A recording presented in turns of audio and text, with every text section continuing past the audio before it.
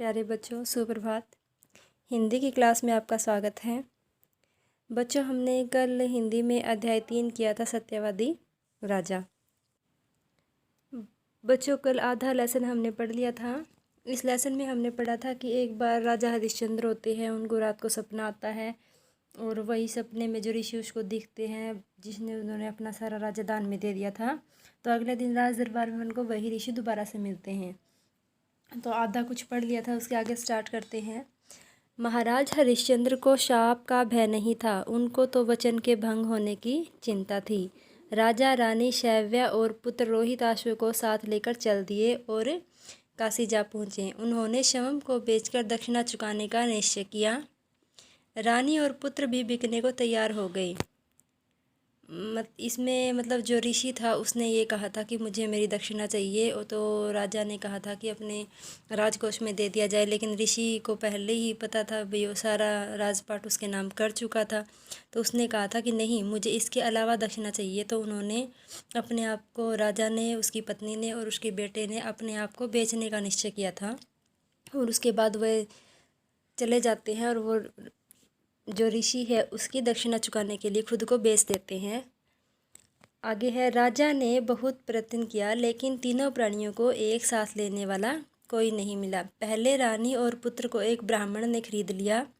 राजा को एक शमशान में रहने वाले डोम ने खरीद लिया। रानी को पूरे दिन ब्राह्मण के घर में काम करना पड़ता था और राजा को मरघट का पहरा देकर वहाँ आने वालों का से कर लेने का कार्य मिला। एक दिन रोहिताश्व ब्राह्मण की पूजा के लिए फल चुनने गया। वहाँ उसे किसी सांप ने डस लिया, जिससे उसकी मृत्यु हो गई। रानी पर तो जैसे वज्र टूट पड़ा। वज्र होता है यानी पहाड़ होता है, लेकिन रानी पर जैसे दुखों का पहाड़ टूट गया। वह बेचारी विलाप करती हुई उसे शमशान ले गई। वहाँ राजा हरिश्चंद्र पहरा दे रहे थे। उन्होंने रानी को नहीं पहचाना और उससे कर मांगने लगे। रानी के पास कर देने के लिए कुछ भी नहीं था। वे रोने लगी। उसके विलाप से राजा को पता चला कि वह तो उसकी पत्नी है और मृत बालक उसका पुत्र रोहिताश्व है, परंतु फिर भी राजा ने अपना धर्म नहीं छोड़ा।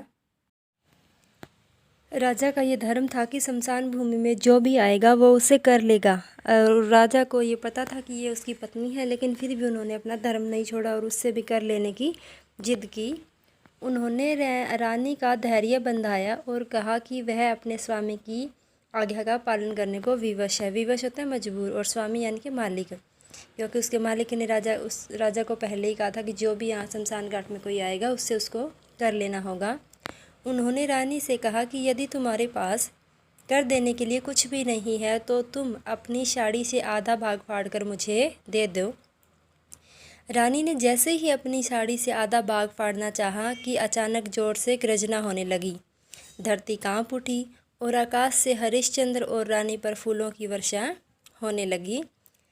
तीव्र प्रकाश के साथ वहाँ विश्वामित्र और अन्य देवता प्रकट हो गए। विश्वामित्र ने कहा, बस महाराज, आपकी परीक्षा पूरी हुई। वास्तव में आप जैसा सत्यवादी न कभी हुआ है और ना ही कभी होगा। सत्यवादी यानी कि जो हमेशा सच बोलता हो। यह सारा नाटक आपकी सत्यवादिता की परीक्षा के लिए रचा गया था, मतलब उनकी परीक्षा लेने के लिए ही रचा गया था।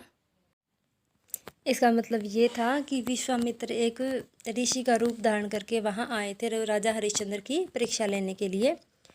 तो उन्होंने कहा, न आपका राज्य गया है और न आप बिके हैं। रोहिताश्व भी जीवित हो उठा। सभी से आशीर्वाद लेकर महाराजा हरिश्चंद्र अपने राज्य में लौट गए। हमारे देश में ऐसे अनेक महापुरुष हुए हैं जिन्होंने अनेक कष्ट सहते हुए भी अपने सिद्धांतों और वचनों का पालन किया है, किंतु महाराज हरिश्चंद्र का स्थान उनमें सर्वोपरि है, यानी कि सबसे ऊपर आता है। आज भी लोग सत्यवादी व्यक्ति की तुलना महाराज हरिश्चंद्र से करते हैं।